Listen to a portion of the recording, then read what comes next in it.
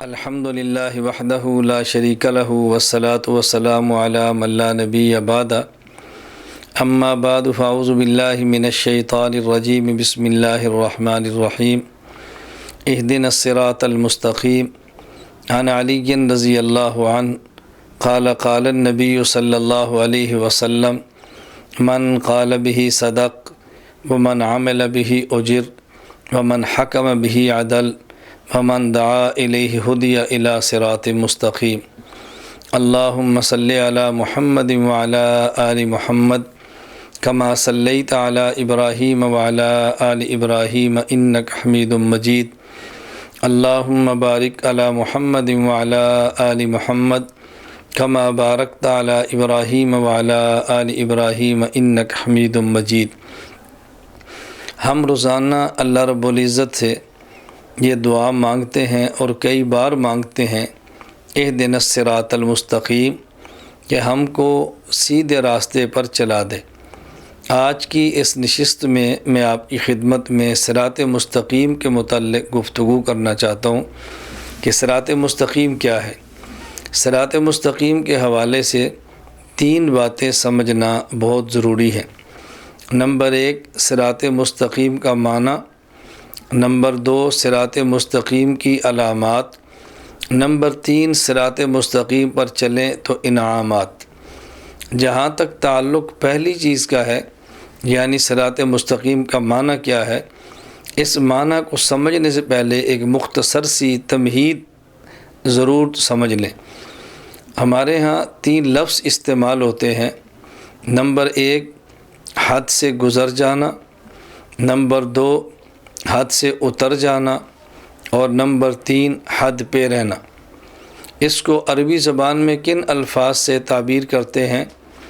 اگر کہیں حد سے گزر جانا، اس کا نام افراط ہے۔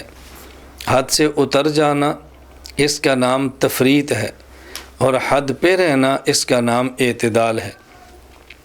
شریعت میں ان کے لیے کون سے الفاظ استعمال کیے جاتے ہیں؟ اگر کوئی شخص حد سے گزرتا ہے، اس کا نام الحاد ہے۔ اگر حد سے اترتا ہے، اس کا نام بدعات ہے۔ اور اگر حد پہ رہتا ہے تو اس کا نام صراط مستقیم ہے، جسے مسلک اہل سنت والجماعت بھی کہا جاتا ہے۔ تو ایک، حد سے گزرنا۔ نمبر دو، حد سے اترنا۔ نمبر تین، حد پہ رہنا۔ حد سے گزر جائیں افراط، حد سے اتر جائیں تفریط، اور حد پہ رہیں تو اعتدال۔ اگر دین میں کمی کریں الحاد، دین میں اضافے کریں بدعات، کمی اور اضافے نہ کریں تو مسلک اہل سنت والجماعت۔ اس کے لیے چند ایک مثالیں ذہن نشین فرما لیں تاکہ بات مزید کھل جائے۔ دنیا میں ایک طبقہ وہ ہے جو اللہ رب العزت کو صرف عرش پر مان کے محدود مانتا ہے، اور دوسرا طبقہ وہ ہے جو حضور اکرم صلی اللہ علیہ وسلم کو ہر جگہ مان کر غیر محدود مانتا ہے۔ اگر اللہ رب العزت کو صرف عرش پہ مان کے محدود مانے تو الحاد، رسول اللہ صلی اللہ علیہ وسلم کو ہر جگہ پہ مان کے غیر محدود مانے تو بدعات، اور اگر پیغمبر کو روضہ اقدس، قبر مبارک مدینہ منورہ میں وہاں مان کر محدود مانے، اور اللہ کی ذات کو ہر جگہ مان کر غیر محدود مانے تو مسلک اہل سنت والجماعت۔ اسی مسلک اہل سنت والجماعت کا نام صراط مستقیم ہے۔ نمبر دو مثال، ایک طبقہ وہ ہے جو انبیاء علیہ السلام میں سے کسی کو بھی معصوم نہیں مانتا۔ ایک دوسرا طبقہ وہ ہے جو انبیاء علیہ السلام کے بعد بھی 12 غیر انبیاء کو معصوم مانتا ہے۔ اگر کوئی شخص انبیاء علیہ السلام میں سے کسی نبی کو یا تمام انبیاء کو معصوم نہ مانے، الحاد، اگر انبیاء علیہ السلام کے بعد غیر نبی کو معصوم مانے، 12 مزید معصوم مانے تو بدعات، اور اگر ان 12 کو معصوم نہ مانے، انبیاء علیہ السلام کو معصوم مانے تو مسلک اہل سنت والجماعت، جس کا نام صراط مستقیم ہے۔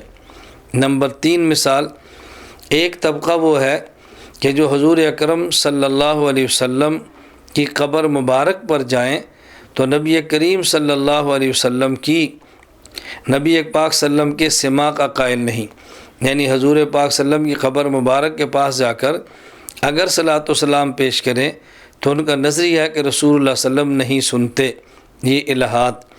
اور دوسرا طبقہ کہ حضور اکرم صلی اللہ علیہ وسلم کی قبر پہ صلاۃ و سلام پڑھیں تو بھی سنتے ہیں، دور سے پڑھ دیں تو بھی سنتے ہیں، یہ بدعات۔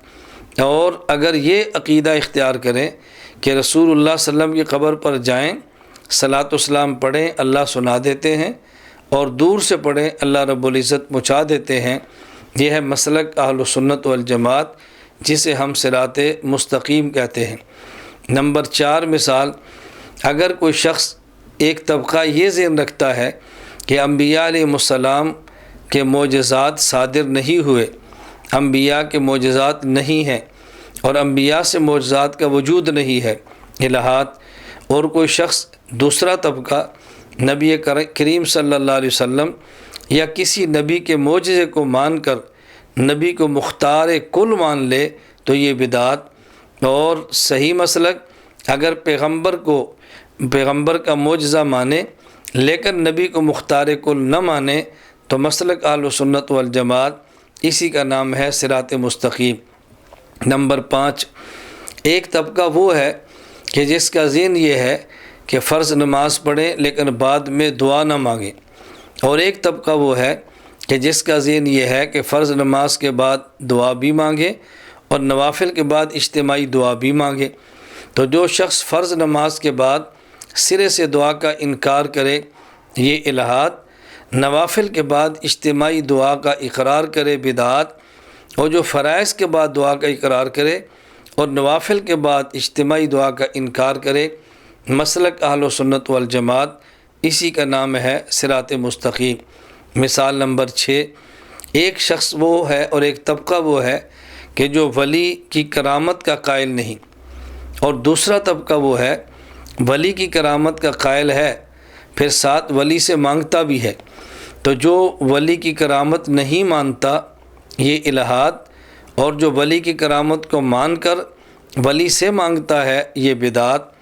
اور جو ولی کی کرامت تو مانتا ہے لیکن ولی سے نہیں ولی کے خدا سے مانگتا ہے، یہ مسلک اہل سنت والجماعت، اسی کا نام ہے صراط مستقیم۔ نمبر 7، ایک طبقہ وہ ہے کہ جو 2 ہاتھ کے مصافحہ کو نہیں مانتا بلکہ ایک ہاتھ سے مصافحہ کرتا ہے اور ایک کا انکار کر دیتا ہے، اور دوسرا طبقہ وہ ہے کہ جو 2 ہاتھ کا مصافحہ بھی مانتا ہے اور ساتھ پاؤں کو چومتا اور چاٹتا بھی ہے۔ تو جو 2 ہاتھ کا مصافحہ نہ مانے یہ الہاد، اور جو 2 ہاتھ کا مصافحہ مان کر جھکے، پاؤں چومے، چاٹے، یہ بدعات۔ تو جو شخص 2 ہاتھ کا مصافحہ مان لے اور پاؤں کو چومنا، چاٹنا اور جھکنے کا قائل نہ ہو، یہ مسلک اہل سنت والجماعت، اسی کا نام ہے صراط مستقیم۔ نمبر 8 مثال، ایک طبقہ دنیا میں وہ ہے کہ جو پگڑی نہیں باندھتا، ٹوپی نہیں پہنتا اور پگڑی اور ٹوپی نہ پہننے کو دین سمجھتا ہے، اور ایک طبقہ وہ ہے جو ٹوپی اور پگڑی استعمال کرتا ہے لیکن ساتھ سبز رنگ یا سفید رنگ یا خاص رنگ پہ جگڑتا ہے کہ یہی سنت ہے۔ تو جو شخص اور جو طبقہ ٹوپی اور پگڑی ہی کو دین نہ سمجھے، اسی کا انکار کر دے یہ الہاد، اور جو ٹوپی یا پگڑی کو مان کر مخصوص رنگ پہ جگڑتا ہے یہ بدعت، اور جو پگڑی اور ٹوپی کو مانتا ہے لیکن مخصوص رنگ پہ نہیں لگتا، یہ مسلک اہل سنت والجماعت، اور اسی کا نام ہے صراط مستقیم۔ میں نے یہ 8 مثالیں آپ کی خدمت میں وہ پیش کی ہیں یہ بات سمجھانے کے لیے کہ صحیح مسلک اہل سنت والجماعت یعنی صراط مستقیم ہے، جس میں کمی بھی نہیں، جس میں اضافہ بھی نہیں، بلکہ جیسے نبوت سے دین چلا ہے ویسے لیا اور ویسے ہی اس کو آگے پہنچا دیا ہے۔